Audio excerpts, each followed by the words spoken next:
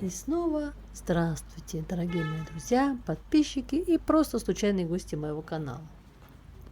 Сегодня мы с вами продолжим нашу прогулку по городу Любек. Первая часть этой прогулки уже на канале.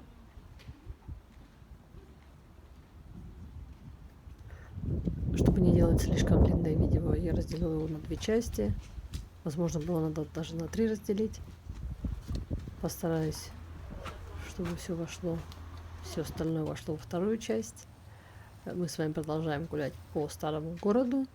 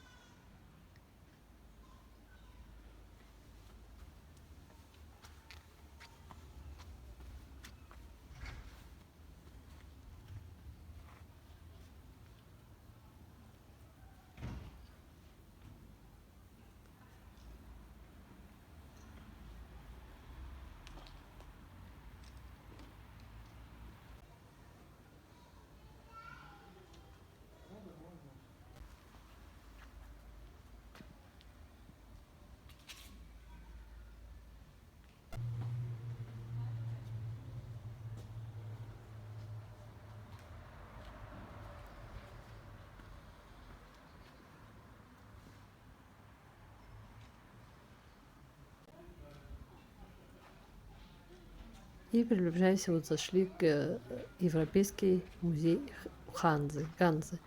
И мы были там вечером уже, музей уже нам не стоило заходить, может, или был закрыт, или только должен был закрыться. Мы были только вот тут во дворе, вокруг прошлись. Ну, там и снаружи есть на что посмотреть.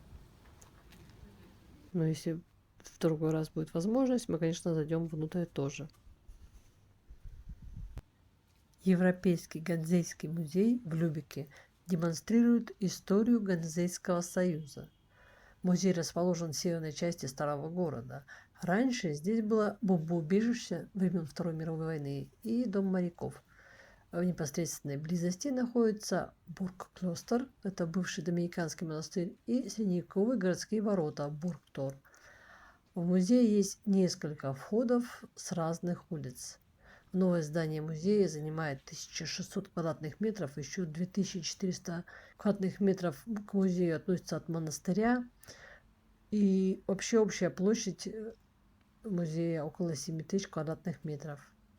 Ганзейский музей был официально открыт 27 мая 2015 года канцлером тогдашним Ангелой Меркель.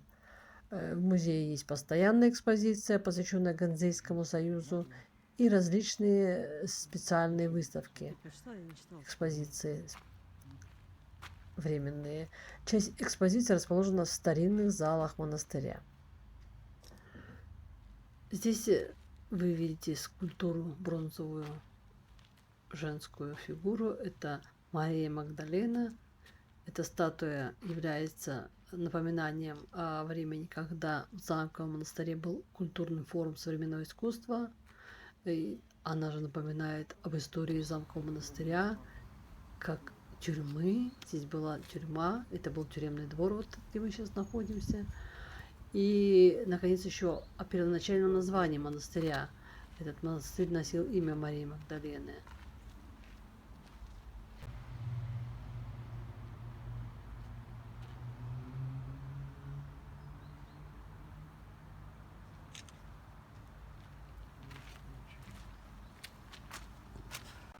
Здесь расположен главный вход в музей. Ну, там же покупают билеты, магазинчик с сувенирами. И мы идем дальше. Вот вокруг висят такие вывески, как таблички с информацией. Отсюда открывается вид на порт. Можете посмотреть в другую сторону.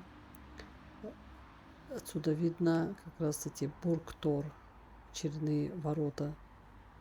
Одни из многих, одни из немногих сохранившихся, из многих, которые были в городе. А мы с вами пойдем дальше. Ну вот еще опять очередная табличка.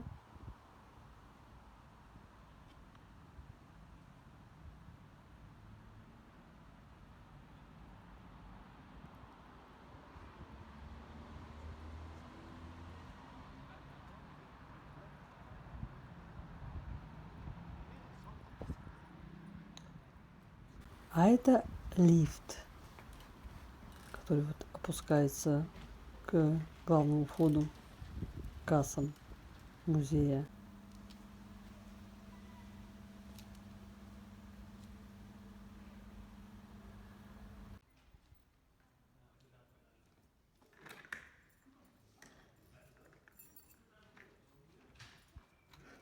Здание Кранен-конвент является одним из старейших сохранившихся кирпичных готических зданий в старом городе Любека и является частью мирового культурного наследия. Это здание датируется 1283 годом. У него трехнефтный подвал, в котором оборудован 3 пролета с крестообразными сводами. Он является старейшим сохранившимся сводчатым подвалом в Любеке. Мы видим сейчас здание больницы Святого Духа. И с другой стороны этой площади расположена церковь Святого Якоби. И на самой площади тут небольшой садик расположен. Больница Святого Духа в Любеке, построенная в 1286 году, является одним из старейших существующих социальных учреждений в мире и одним из самых важных зданий города. За больницами присматривали братья Ордена Святого Духа. Жители больницы подчинялись монастырскому правилу и получали пищу, и начиная с 17 года еще и теплую ванну 8 раз в год. Во время реформации больница была преобразована в светский дом престарелых, который сохранился и по сей день. И имена и номера бывших жильцов до сих пор можно увидеть на дверях палат. А палаты были заселены до 1970 года, которые эти палаты построили в холле, бывшем холле больницы. До сих пор в части этой больницы расположен дом престарелых. И также тут расположен ресторан.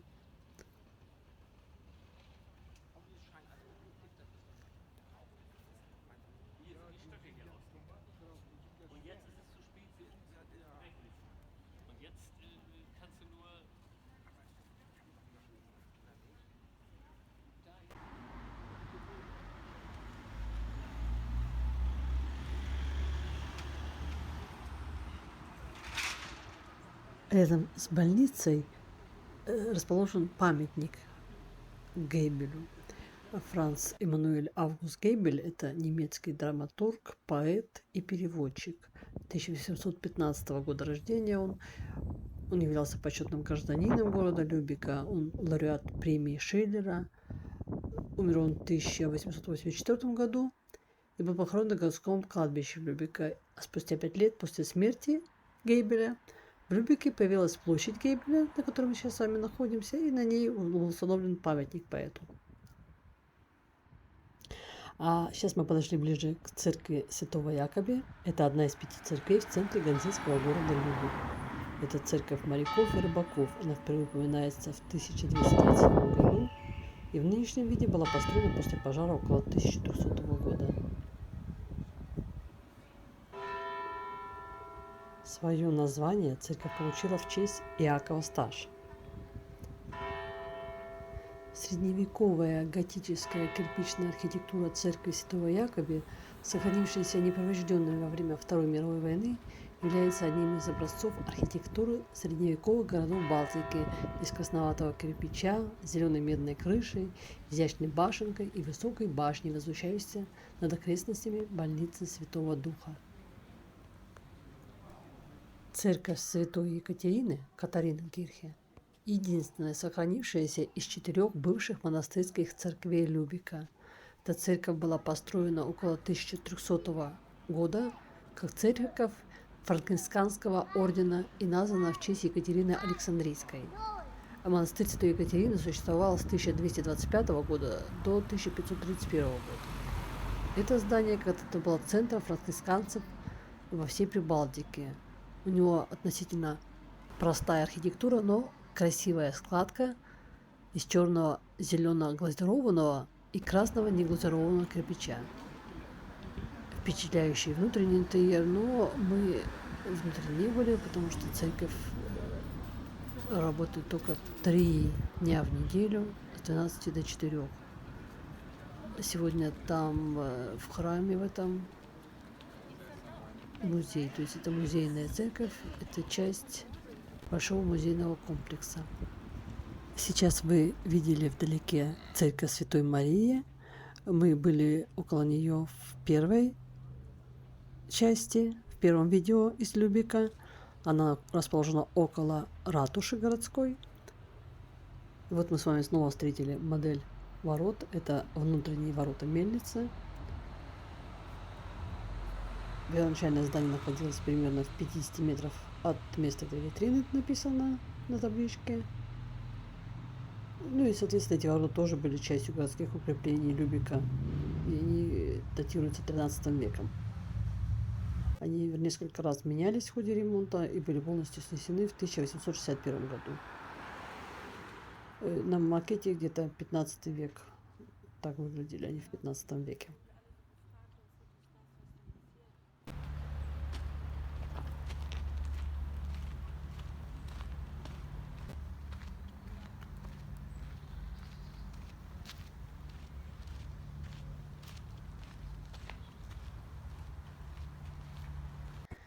И вот сегодня мы подошли к Кайзертор. Кайзертор – это императорские ворота. Они как бы находятся в стороне от основных туристических маршрутов, но на карте они были обозначены. И мы захотели посмотреть, что же это за ворота, потому что там достаточно как бы много макетов ворот, а именно оставшихся ворот не так много. И мы вот решили посмотреть. Выглядят они, конечно, не очень, но они находятся в стороне от туристических маршрутов. Вначале это была башня. Вообще Кайзертура является частью бывших городских укреплений города Любека и памятником архитектуры. Вот где-то около 1300 года город построил 2 оборонительные башни. Башню Бутен и башню Кайзера, Кайзертурм, чтобы защитить новую плотину мельницы. Кайзертурм, или императорская башня, была окружена защитными валами. И прохожие проходили через туннели и оказывались снаружи городской стены. Оттуда через ров вел мост. И в отличие от мельничных ворот, этот выход мало использовался, поэтому в 1540 году его замуровали. Но перед этим еще был спор между городскими и церковными властями. Церковные власти хотели запретить проход через Мюллендам, эту плотину мельничную, или взимать плату за проезд. Несмотря на возражение Сената, церковники настояли на своей просьбе, и ворота были замурованы, и мост снесен. Вот тут стоит как раз Кайзертор и в скобках Кайзертурм. Табличка на этих воротах. Ну, поначалу это была башня. Когда в 17 веке усиливали оборону, перед башней построили широко выступающий бастион. Кайзеровский бастион, в котором стали хранить порох. А саму башню, ставшую непригодной для защиты от современной артиллерии, снесли, за исключением 4-метрового выступа, возвышавшегося над защитным валом. И уже в 19 веке был настроен верхний этаж. В 1826 году сюда переехала навигационная школа, позже Любекская морская школа. Когда в 1897 году во время строительства канала Эльба-Любек был прорублен бастион Кайзера и обнаружены заложенные кирпичом ворота, которые были открыты, и стал доступен проход на улицу Вальштрассе через них. Теперь это уже не башня и не бастион, а ворота Кайзертор. 26 августа 1900 года кайзер Вильгельм II прошел через Кайзертор на борт корабля, направлявшегося в городскую гавань, чтобы открыть судоходство по каналу Эльба-Любек. Ну и еще в 1926-1936 годах Кайзер-Тор был еще дополнительной пристройкой. Ну вот, а так они выглядят сейчас. Мы с вами обошли со всех сторон. Это сверху надстройка. Как бы остатки башни, которые остались, и к ней вот настройку пристроили. А мы с вами пойдем дальше.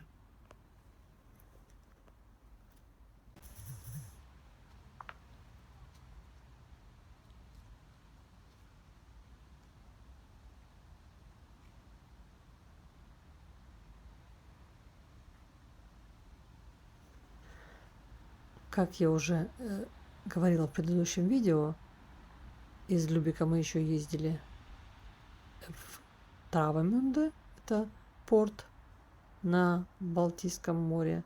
Мы туда ездили на кораблике. Видео, как мы ехали на кораблике, есть на канале, а видео из Травемюнде еще выйдет на канале. А еще мы из Любека ездили в рыбацкую деревню Готмунд. Видео о этой поездке тоже уже есть на канале. Это небольшая поездка, потому что деревушка небольшая, но очень живописная. Кому интересно, можете посмотреть. А мы с вами продолжим прогулку по городу Любек.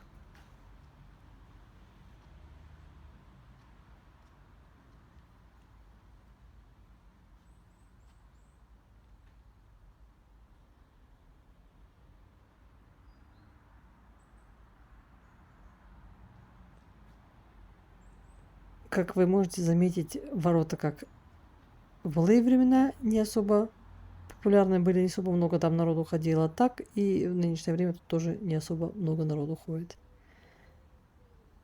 Не самое людное место у них.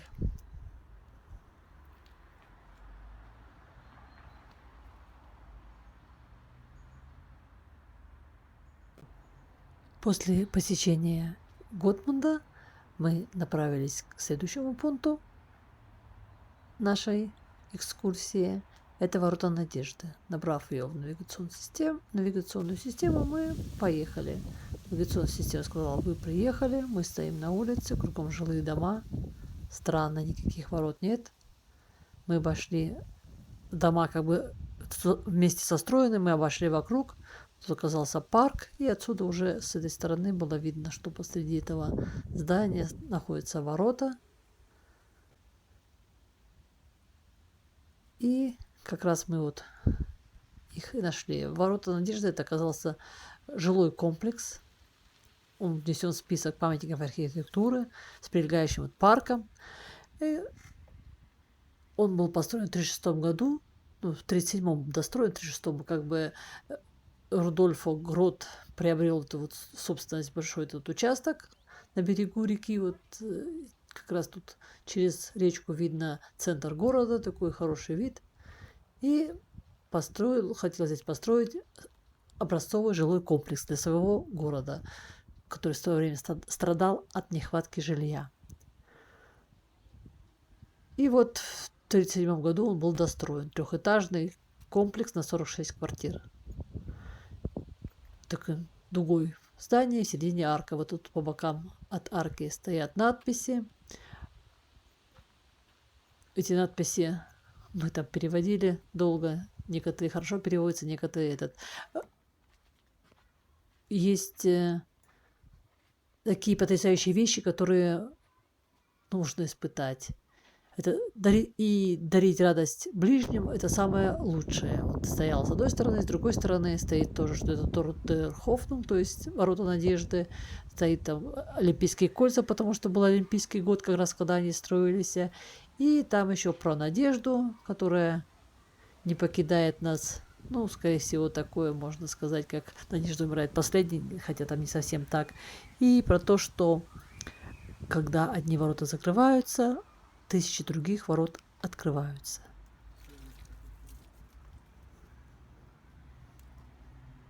Ну, мы с вами пойдем сейчас дальше.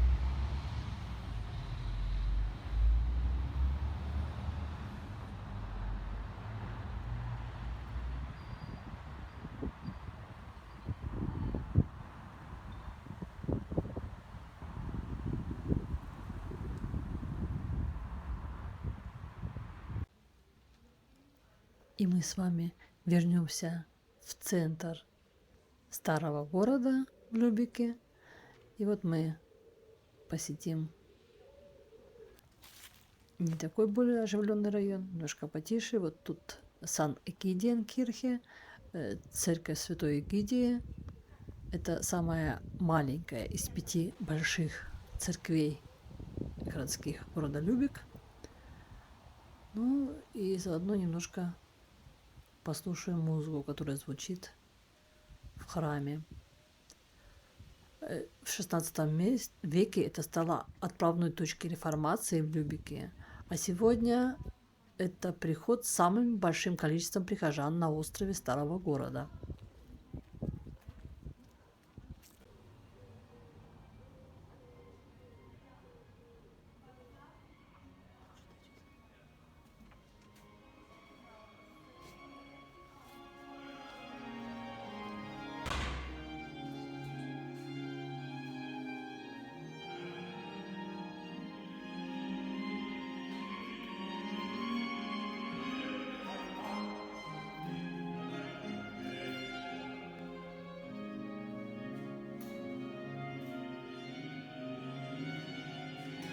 Но мы не будем нарушать покой прихожан, пускай они наслаждаются музыкой, а мы с вами пойдем дальше по улочкам старого Любека.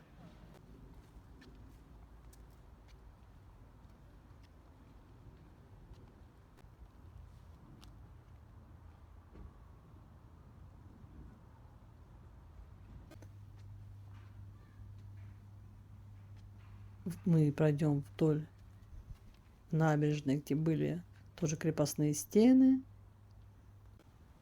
и увидим одну из башен. Точнее, эта башня называется Хальптур, то есть полубашня. Так интересно было посмотреть название полубашня. Вот мы подошли как раз к ней и увидели, что это действительно полубашня. Необычное строение. Тут как раз стоит, что эта полубашня была построена в 13 столетии, и она была частью городской стены, а уже домик к ней был пристроен в 1670 году.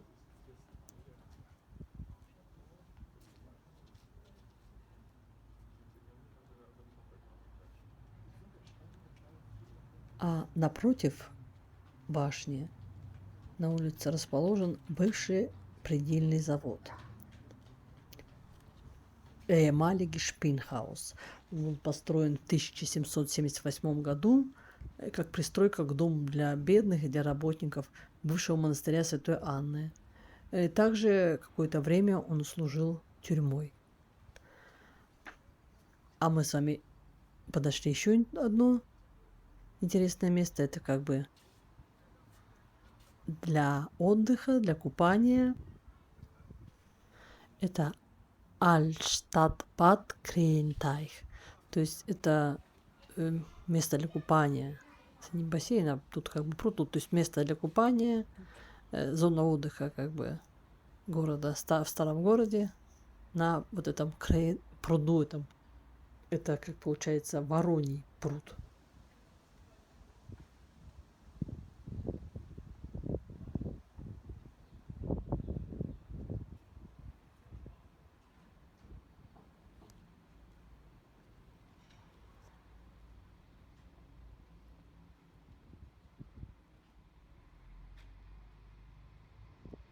А мы с вами идем дальше через старый город, по тем местам, о которых я вам уже рассказывала, и которые показывала в первой части нашего рассказа про Любек.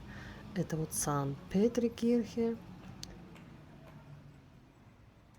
Мимо нее мы проходили уже, про нее рассказывала. И вот это соляные склады мы тоже были, только мы с другой стороны выходили к ним. И Гольштинские ворота. Это как раз со стороны старого города Гольштинские ворота.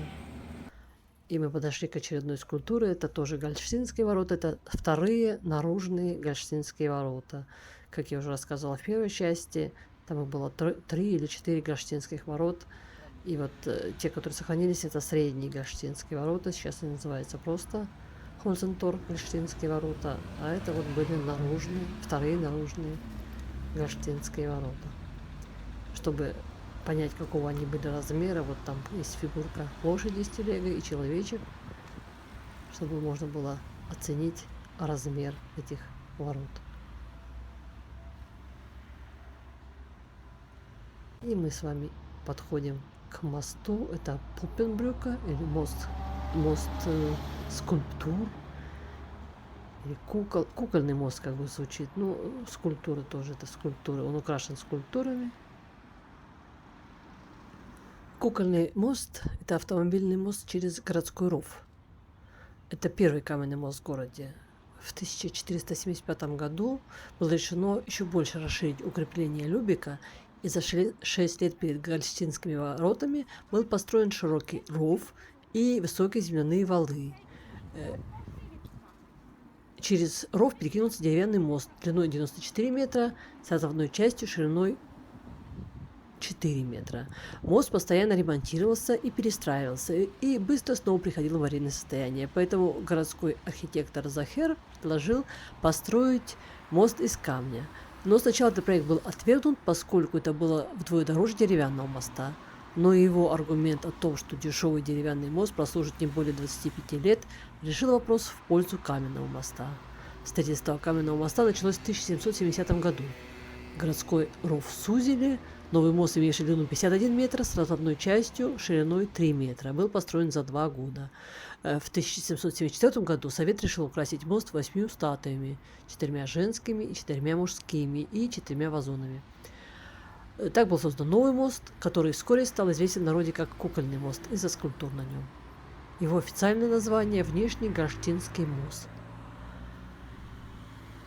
В 1907 году был построен новый кукольный мост, известный теперь на всю страну. Причиной стал перенос вокзала и увеличение интенсивности движения. Старый мост стал слишком узким, но новый мост перенял все скульптуры со старого моста. А мы с вами направляемся дальше. Вот была статуя Бисмарка и статуя кайзера Вильгельма. Это мы уже идем дальше к вокзалу. Вот впереди показался вокзал. А вот вдали виднеется церковь. Это церковь Святого Лаврентия в городе Любек. Это протестантская церковь. Это была основана в 1669 году и являлась первой приходской церковью за пределами городских стен. Это вот вокзальная площадь.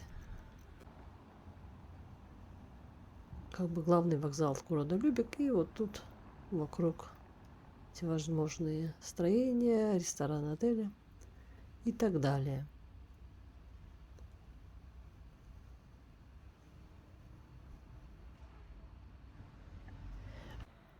И когда я смотрела в Гугле на памятник Бисмарку, первый комментарий, который мне там высветился, был, что мне очень нравится памятник Бисмарку. Конечно, было бы лучше, если бы там не сидели постоянно какие-то странные люди. Что я могу последить, там все время кто-то сидит у подножья. Возвращаясь в отель, мы остановились на мосту, на Лаксвербрюке. И вот наблюдали за спортсменами, которые проводили там тренировки.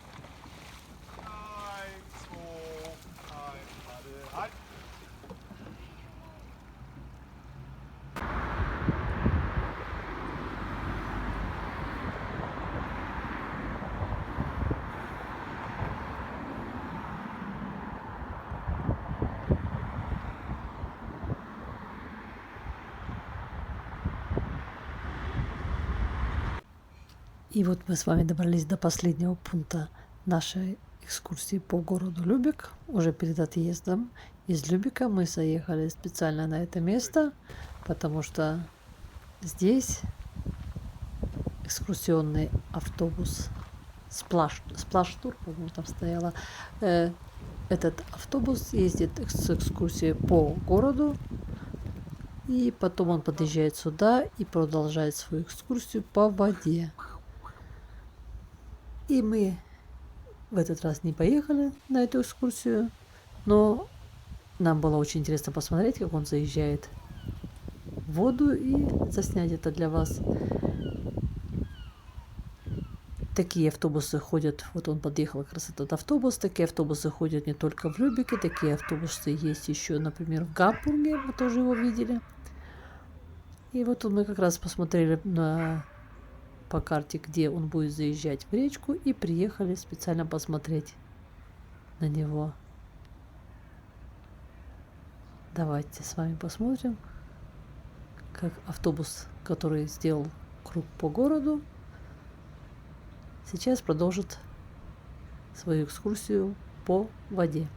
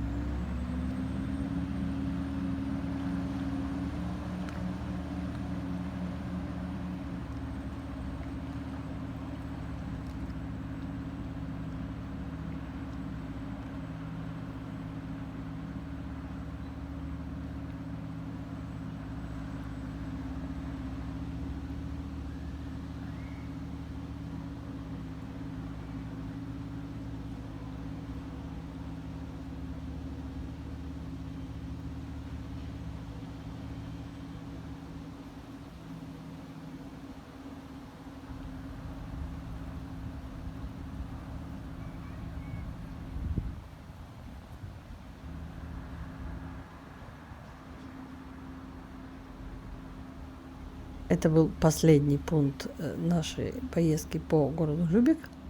Мы тут уже были накануне, уже последний день утром, мы уже уезжали из города. Мы ехали дальше в город Шверин. Там очень красивый замок или дворец. Мы как раз хотели его посетить. И видео про него выйдет еще на канале. А про Любек еще будет одно видео. Не совсем про Любек, а про Травемюнде, как я уже говорила. Это порт, как бы к Любеку относится, порт на Балтийском море. Курортный такой городок. Очень уютный. И видео еще выйдет на канале, так что не пропустите. Следите за новинками. А всем здоровья, мира и добра. И до новых встреч на моем канале. Пока-пока.